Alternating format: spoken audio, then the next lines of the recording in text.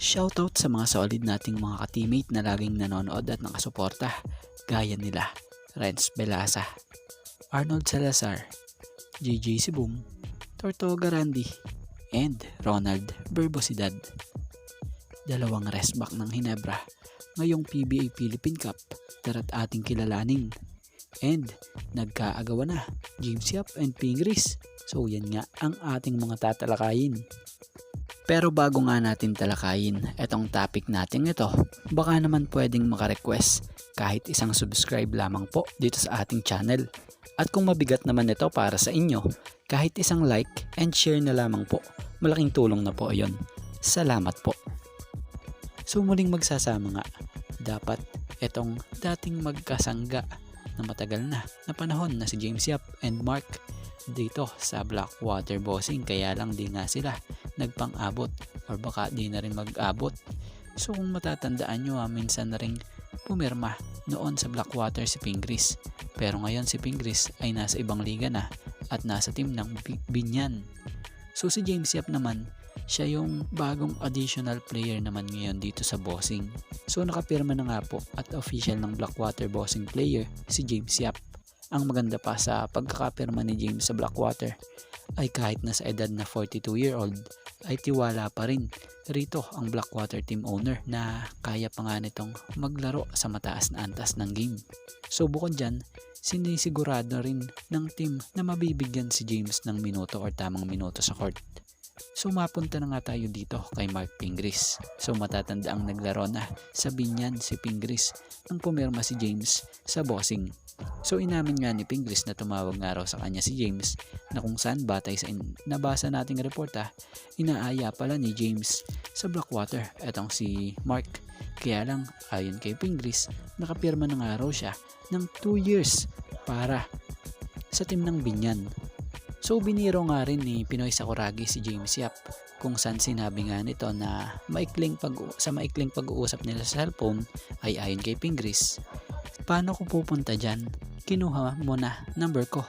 So matatandaan namang nagpalit na ng jersey number si James Yap dahil yung number 18 sa Blackwater ay gamit ni Troy Rosario. So ngayon number 15 jersey na ang gagamitin ni James Yap. Kaya naman biniro ito ni Pingris na paano nga raw siya pupunta sa Bossing. Ginamit na ni James yung jersey number niya na number 15. So number 15 nga po pala, para sa mga hindi nakakaalam, ang jersey number nitong si Mark Pingris mula noon hanggang ngayon. At saka nga pala positive pa rin si Pingris na para sa kanya o para sa kanyang former teammate / kaibigan, dahil nabanggit niya rin si Ping na kahit 42 na si James Yap, kaya pa nito dahil sa maalaga nga raw ito sa katawan. Saka may experience, di man nga raw madaan ni James sa bilis, dadaanin daw ito ni James sa gulang at experience. At about naman dito sa dalawang restback ng Hinebra na siya ngang posible na mapasama na sa lineup na sila Jeremiah Gray and Aljon Mariano. So matatandaan naman kamakailan lang, itong si Jeremiah ay maraming nakapansin na umaayos na ang kalagayan nito at unti-unti na nga rin nakaka-recover o nakare-recover na ito. So magandang additional sa power ng Hinebra ito, lalo pat kulang last conference nga ang Hinebra ng wingman at shooter na meron nga itong si Gray. Yung Aljon Mariano naman, sa tingin natin mas naka-recover na rin ito galing sa kanyang injury. So ilang buwan na rin itong nakalipas nang ilagay muna sa free agent list si Mariano para na nga rin magkaroon ng isang spot sa lineup ng Hinebra. So ngayong next conference ay wala ngang import, so po pwede ngang ma-reactivate si Mariano sa Jeans gamit yung isang spot. So ito yung maganda rito, ito yung magandang pagkakataon dito dahil si Mariano malakas na defender ito at bukod dyan improve na nga rin po yung shooting na to. So sana hindi ito mga lawang, kaya naman abangan natin ang pagbabalik ng dalawang ito sa hardcourt soon.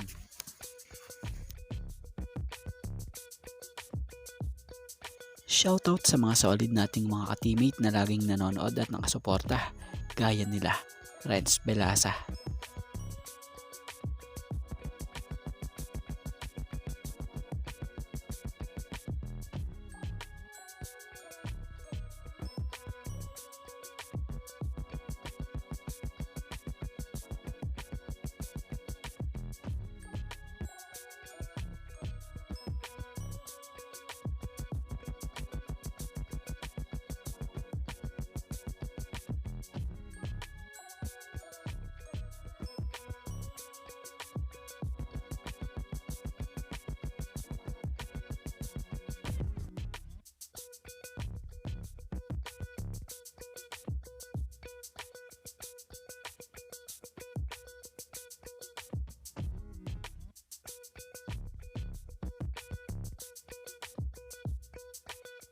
Arnold Salazar,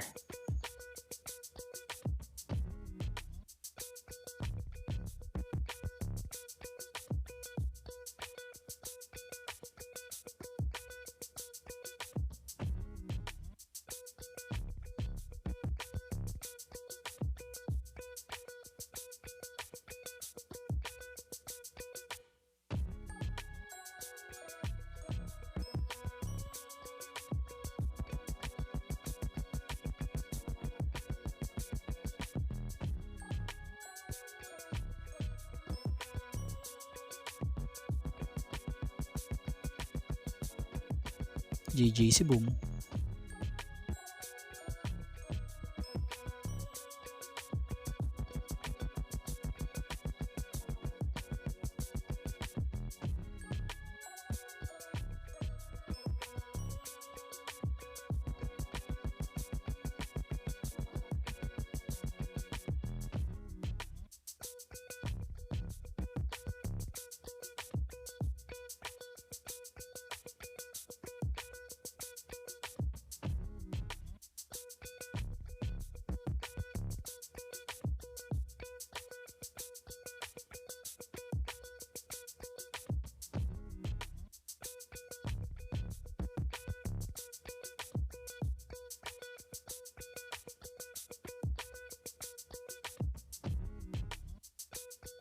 Tortuga Randy,